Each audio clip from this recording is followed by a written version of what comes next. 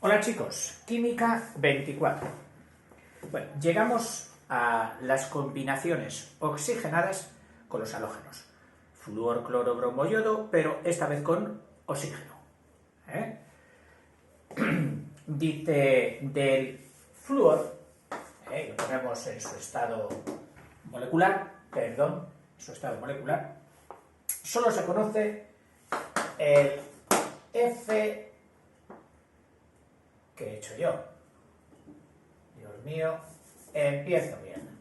Flúor 2 con oxígeno, evidentemente. Este es el único que se conoce. Ya sabes que él era muy difícil entrar a formar parte de su círculo. Muy especial. El más electronegativo de toda la tabla. Bueno, pues solo se conoce este de forma estable. Sin embargo, de su hermano y... ¿cómo se llama el que vive abajo? Vecino de abajo, de la tabla, el cloro, el bromo, el yodo, también si los ponemos en su estado molecular, presentan estabilidad creciente, es decir, a medida que van hacia abajo en la tabla, que aumenta el volumen y el peso molecular, son más estables. Cuando estudiamos formulación, creemos que todos los cuerpos se pueden dar y luego resulta que no.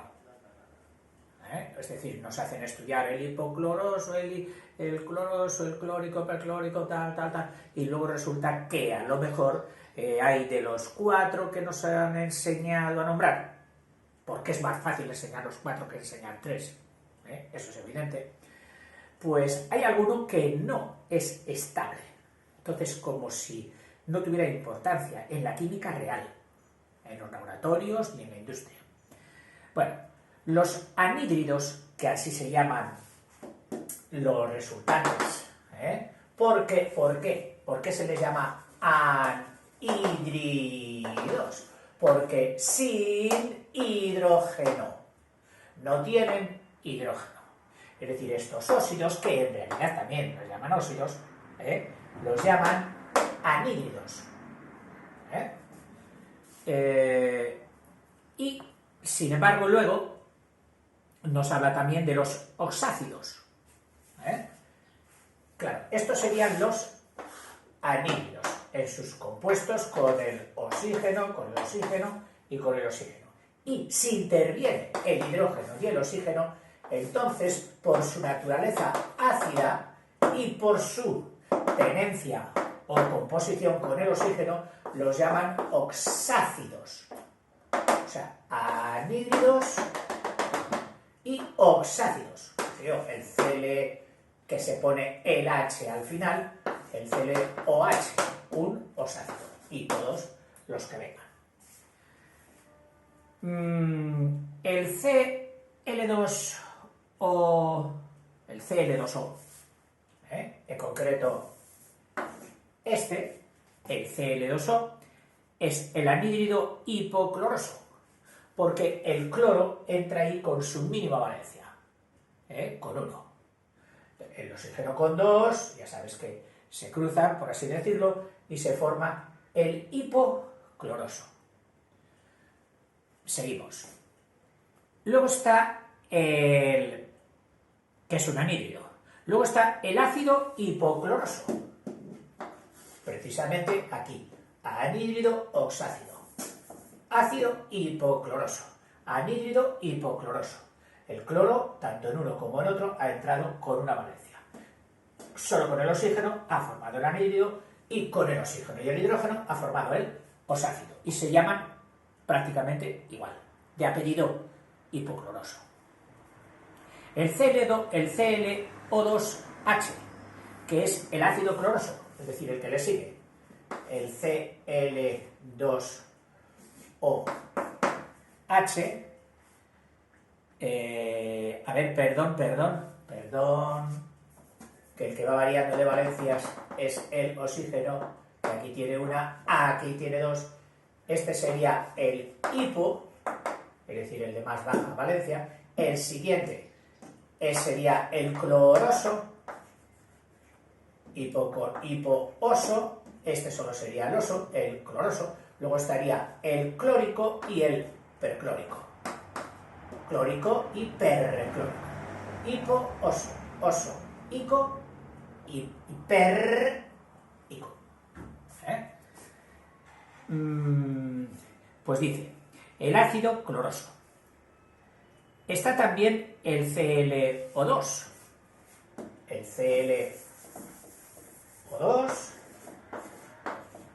ClO2, que aquí ya entra con otras valencias, que es el dióxido de cloro. Un anhídrido, el dióxido de cloro.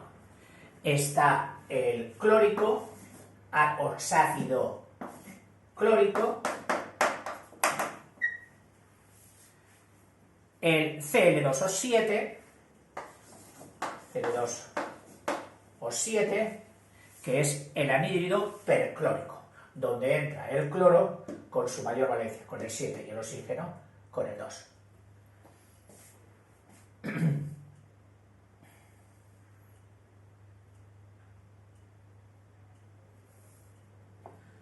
Y por último, el oxácido ClO4, H, el perclórico.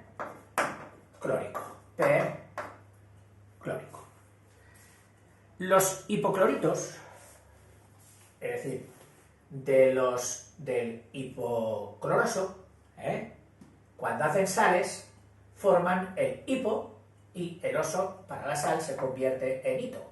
Estos dos sabes que el sufijo de la sal es hito, y aquí para estos dos el sufijo de la sal será el ato. Y conservan, si lo llevaban, ¿cómo se dice? El que antecede al lexema.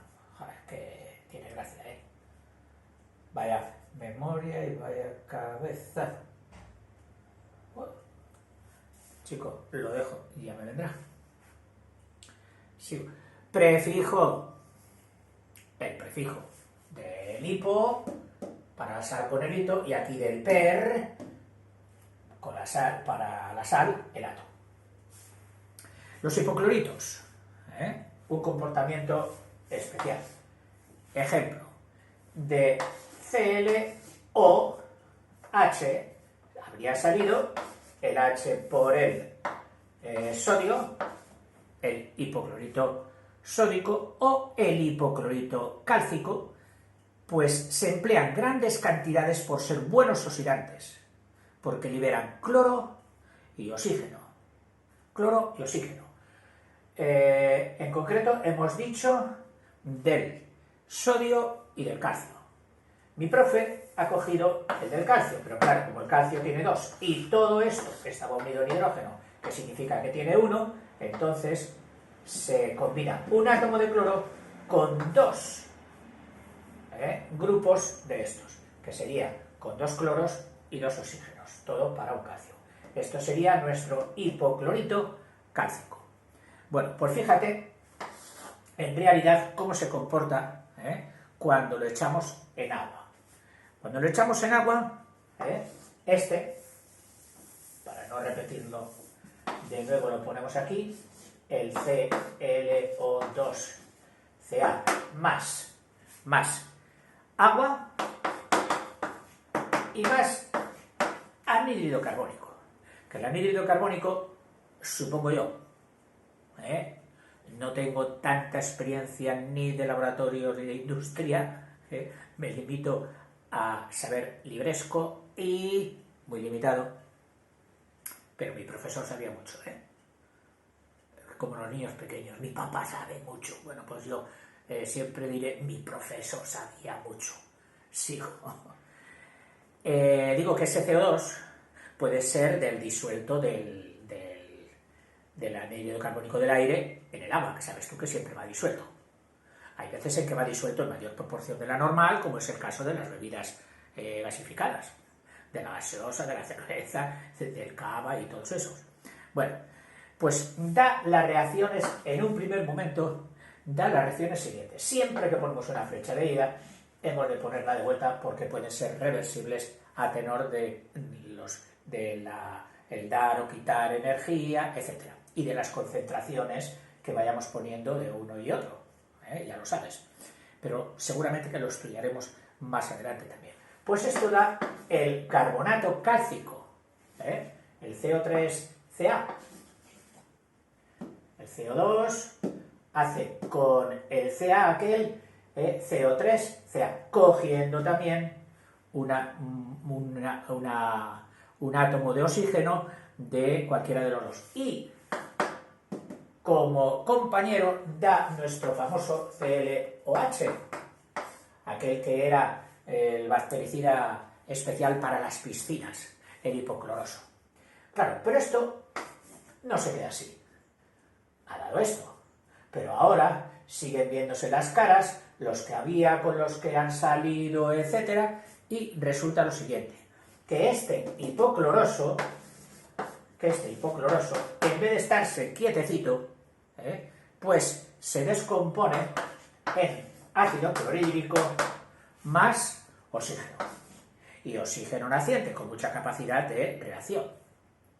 Y también, este ClOH, porque aquí no se habrá descompuesto todo, al tener en su presencia el clorhídrico que otras moléculas suyas ha producido, pues mira qué hace el hipocloroso con el ácido clorhídrico, da Cl2 molecular, que es gas, más agua. Resumiendo, es decir, como si juntáramos todos estos fenómenos, todas estas reacciones, resumiendo, que de lo primero que había, que era el ClO2Ca, más el CO2, habría resultado, al final de toda esa reacción, como si el resto no hubiera estado presente, el CO3Ca, el carbonato cálcico, que sabes tú que es una piedra, pero que puede estar disociado en el agua, pero con la particularidad de que cuando el agua se evapora, el carbonato cálcico se queda pegado a las paredes en forma de piedra, obstruyendo las cañerías, en el peor de los casos, que llegan a tener una costra, si este era la sección del tubo, pues cuando lleva muchos años, o no tanto, dependiendo de la concentración de carbonato cálcico del agua que bebemos o que traemos de las fuentes, bueno, pues empieza a hacer calcio por aquí, carbonato cálcico que se pega, y llega un momento en que esto todo es una costra, es un recubrimiento interno de carbonato cálcico. Yo he visto tubos de este diámetro de cemento, es decir, que se había reducido su conducto interno a esto. Tú decías, ¡qué barbaridad!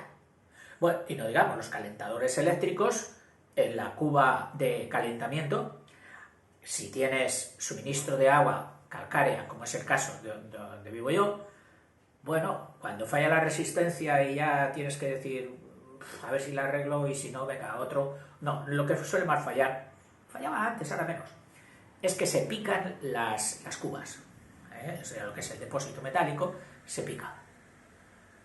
Los hacían de galvanizado, ahora ya creo que los hacen de inoxidable, aunque no me atrevo a asegurarlo porque el inoxidable es caro y no me cuesta creer que hayan metido ahí inoxidable, habría subido mucho de precio. Bueno, por lo que te decía, se pica el S y alguna vez lo llevé al herrero y le dije, póngame aquí un parche en este poro. Me lo tuvo que hacer con latón, no con hierro, con latón, y con la autógena, de la soldadura con el oxígeno y el acetileno, y que hoy ya no la saben hacer todos los herreros, más bien solo los antiguos. Ya me estoy enrollando. Bueno, a lo que te decía, que las resistencias que había dentro, que calentaban el agua, con unas concreciones pegadas de carbonato cálcico alrededor suyo. Increíbles, increíbles. Bueno, aquello parecía magia. La cantidad de cal que se puede depositar. Y hay fenómenos extraordinarios. Conozco una fuente que es un manantial importante. Tan importante que el río que nace allí da nombre al pueblo también. A ver si me acuerdo, que está al lado de Cambil, en Jaén. Joder, ahora se estarán enfadando conmigo los del pueblo porque no me acuerdo de su nombre. Me tengo que acordar. Bueno, pues sale el agua tan calcárea que cuando la echan a regar por un surco de tierra, al cabo de pocos días aparecen los lados de ese surco, impregnados de cal de piedra. Increíble. Por cierto, aquel manantial era fabuloso cuando había cangrejos de los autóctonos españoles, porque como necesitan carbonato cálcico para hacer el caparazón, se daban con una profusión increíble. Luego ya sabéis que les entró la epidemia que nos trajeron, quienes trajeron los cangrejos americanos, ¿cómo los llamo yo? Los caníbales, porque se comen, vamos, si te dejas tú te comen también. Y todo esto con el carbonato cálcico, jaja. Y se ha olvidado usted de decir que en las cuevas hacen estalactitas y estalagmitas. Bueno, pues ya no me he olvidado. O sea que da carbonato cálcico y da el cloro y el oxígeno. Mira, cloro, oxígeno y carbonato cálcico. Y todo lo demás, pues se habría descompuesto. El ácido clórico, el C, vamos a dejar sitio, el ácido clórico, es decir, el de valencia cloro 5. Porque la valencia del cloro ya sabes que son 1, 3, 5 y 7. Entonces el clórico corresponde a la valencia 5, que hace el ácido clórico, que es el ClO3H. Es inestable, dice, igual que sus sales, que serían los de clórico cloratos. Es un buen oxidante, es decir, que capta muy bien electrones, porque liberan oxígeno, es decir, liberan oxígeno y se convierten en oxidantes captadores de hidrógeno. Haciendo pasar una corriente de cloro, por una solución, acuosa, lógicamente, de hidróxido sódico,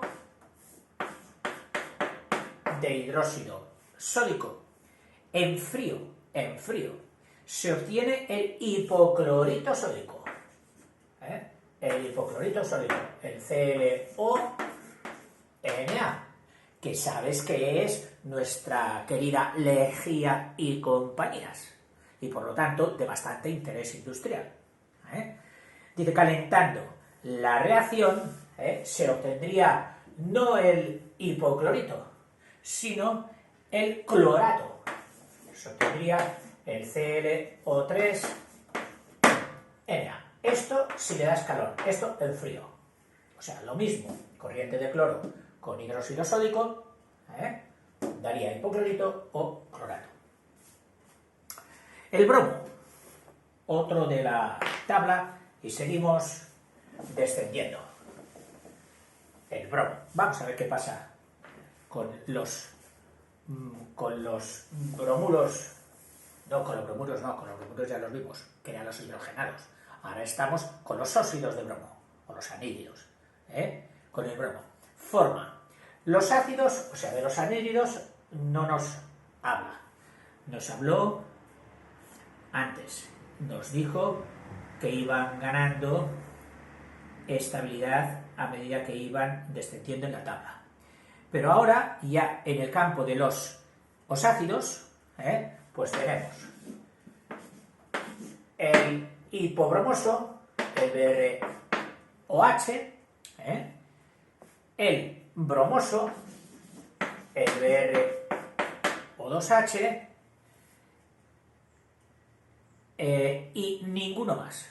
O sea, no nos habla, ¿ves? En las formulaciones, seguro que el día que nos mataban a fórmulas, pues nos preguntaban también el brómico y el perbrómico. Pero resulta que en la industria o en la práctica solo son importantes el hipobromoso y el bromoso. En cuanto al yodo, además de los óxidos, que son S y el I2O5,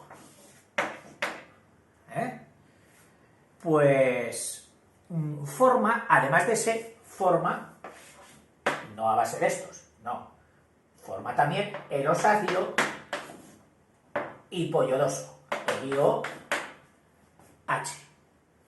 Forma también, no nos habla del iodoso, que sería el IO2H, pero nos habla del IO3H, que este ya sería el yódico, y el periódico, el IO4H. Estos osácidos son compuestos oxidantes igual que sus sales. Es decir, estos osácidos y las sales que suelen formar son oxidantes, es decir, dispuestas a captar electrones. El dióxido de cloro, y ahora se mete con un elemento especial. El dióxido de cloro, verás, es una excepción que dio bastante quebraderos de cabeza a los químicos, porque claro, si tenemos el ClO2, el oxígeno solo comparte 2 electrones y el cloro puede compartir 1, 3, 5, 7. Pero en esta estructura, ¿qué ocurre? Pues que te los imaginas así. El cloro, con sus 7 electrones, 1, 2, 3, 4,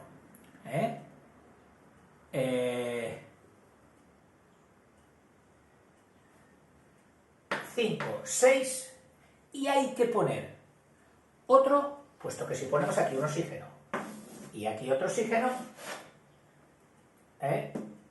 a ver cuántos comparte. El oxígeno tiene 2, 4 y 6. Este oxígeno lo mismo, 2, 4 y 6. Aquí sí que pueden formar enlace covalente, pero es que al cloro le falta uno. ¿Dónde lo ponemos? Bueno, pues como por aquí no va a tener con quién engancharse, ha optado, y es ahora un poco parodia lo que voy a decir, porque en realidad es bastante más profundo, y puedes verlo en la red y en otros documentos sobre el ClO2.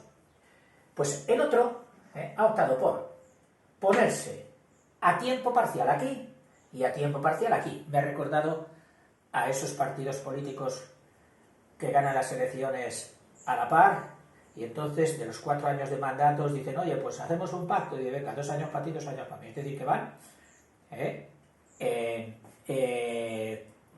alternancia. Bueno, pues esta alternancia, que se da en fracciones de tiempo infinitésimas casi, este electrón pasaría de estar aquí, aquí, estar aquí, aquí. Es decir, que esta sería, si hacemos una foto súper instantánea, en unos momentos le pillaríamos así, y en el momento siguiente lo habríamos pillado aquí, con esto. Es decir, foto una, foto siguiente. Aquí se habrían quedado 2, aquí 3, y el oxígeno con sus 6. Este cambio de los 3 aquí por los 3 aquí y de los 2 aquí por los 2 aquí es lo que se llama resonancia. Y fue una solución que el famoso químico Pauling, aquel que contribuyó muchísimo a la formación de la tabla y más hallazgos químicos, lo hizo para justificar la estabilidad de esta sustancia. Oye, que es una sustancia estable. Y el pobre se pasaría días, meses pensando cuál sería su estructura, hasta que no tuvo más remedio que admitir esto, que había una resonancia, y luego he leído en internet que el spin de los electrones que no están apareados tiene ¿cómo se dice? Resultantes paramagnéticas, es decir, semejantes al magnetismo, que hace que pueda estar 3 para 2, 3 para 2, pero en brevísimo tiempo,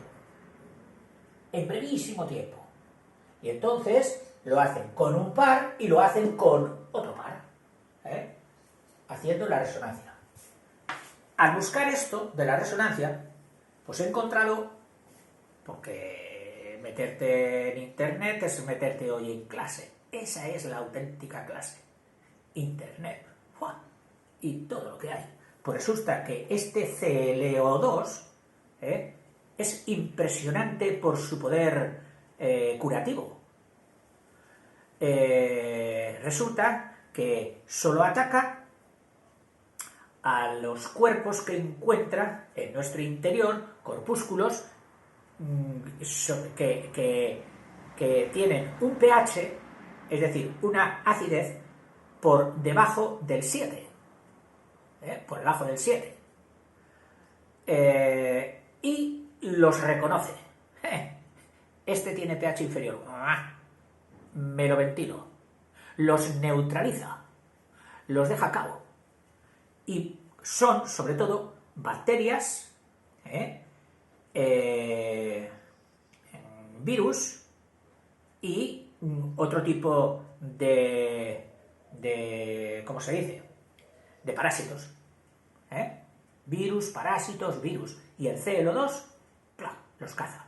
No solo eso, sino que también tiene la facultad extraordinaria, que yo a veces te he dicho aquí que es muy difícil sacar los elementos pesados del cuerpo, porque no tendría solución. Pues bueno, pues el ClO2, parece que puede neutralizar a estos metales pesados. Te estoy hablando del mercurio y te estoy hablando del plomo.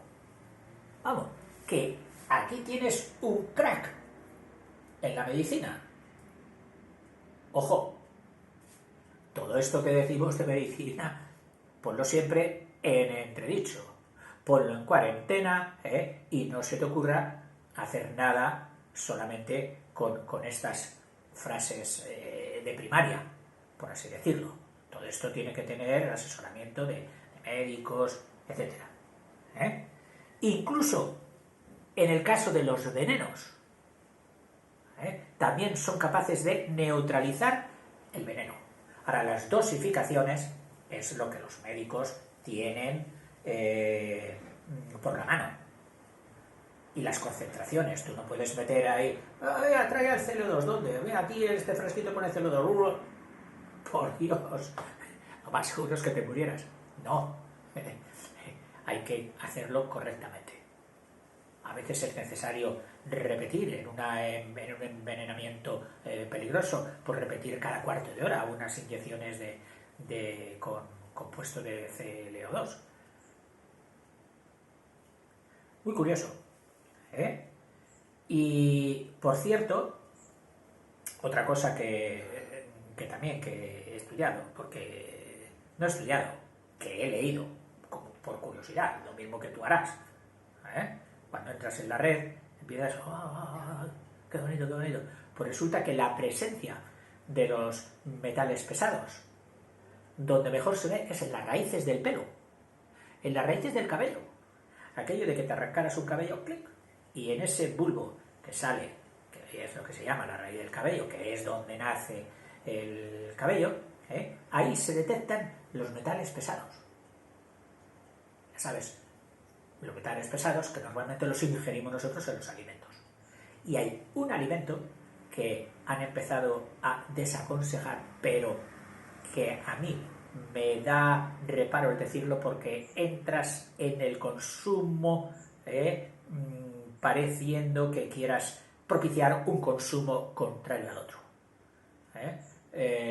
Los peces que lo ingieren en los depósitos y microorganismos contaminados por nuestras deyecciones, por así decirlo, en el mar, ellos se alimentan de estos microorganismos, los peces pequeños, a su vez estos pequeños son comidos por otros más grandes, y los peces más longevos, los que llegan a más antigüedad, que normalmente son los de mayor tamaño, pues son los que tienen todas las papeletas de tener más metales pesados, seleccionados, más que seleccionados, apartados en sus órganos, tipo hígado, tipo otros componentes del cuerpo que son especialistas en aislar y almacenar esos venenos, en concreto estos cuerpos pesados. Hay alguno que dice, oye, pues nada, por peces pequeñitos. En fin, prefiero que leas en internet y te documentes más sobre este aspecto. En fin, dice que en estas resonancias, y ya acabo, este enlace de tres electrones con dos, resuena, clic, clac, o sea, hace así, clic, clac, clic, clac, clic, clac, clic, clac, resuena, alterna, resuena entre los enlaces sencillos, tipo CLO, que sería este, enlace sencillo, CLO. El enlace por tres electrones fue introducido por Pauling para justificar la estabilidad de esta sustancia. Y también la de los óxidos de nitrógeno, que también hacen este tipo de fenómeno de resonancia, el NO y el NO2. No muy simpáticos, porque son de los que contribuyen más a la polución. De los que contribuyen más a la polución. No al efecto invernadero, que ese es el CO2, pero sí a la polución. No son buenos. Y sin embargo, se arrojaban muchos. Espero que ahora ya se arrojen menos con los catalizadores. Bueno, y hasta aquí la química de hoy. Hasta luego, chicos.